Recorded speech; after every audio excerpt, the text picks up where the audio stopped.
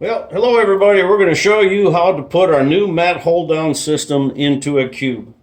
Now, each tray above the mat you want to hold down is the one that we're going to put this on. This is our water tray here. We've got our stickers and everything. We're blinging, baby. So we're going to take and hold this down, and this spring tension here, it's going to flex and be able to hold down the mat at the beginning of the tray. So that's what we're trying to accomplish, holding it down without having to tape it or staple it or whatever. Now, all you need is a Phillips screwdriver. You don't need to drill pilot holes or anything. So we're going to take and we're going to center, make sure you got about 1/8 of an inch on both sides, and then drop yourself a screw down in the middle. Now, you see this is our G4 separator right here.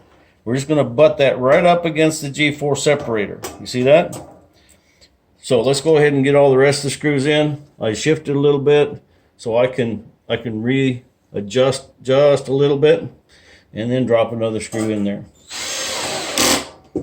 I like where it is, so I'm just going to continue on with all 7 screws. I got my ratchet set pretty light on this because I don't want to strip off the plastic. See, that one's stripped out. But there's still plenty enough in there. They're pretty coarse threads on these. So just make sure you don't keep cranking on them because we want them to hold in place.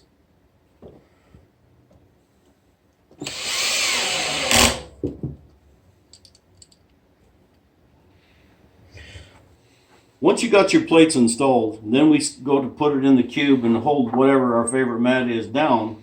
All we have to do to put it together is grip it with both hands, set it in place, and as soon as you have these corners tight here, you can release.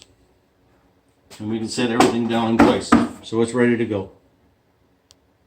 When you look inside, you can see you see that in there?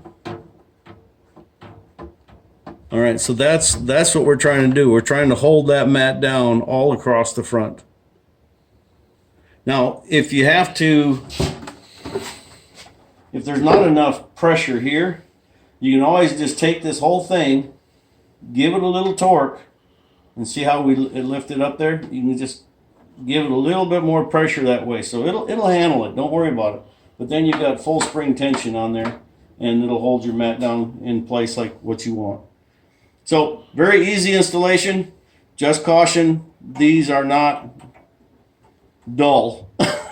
They're meant to hold the mat, so just be careful of these when you have them in.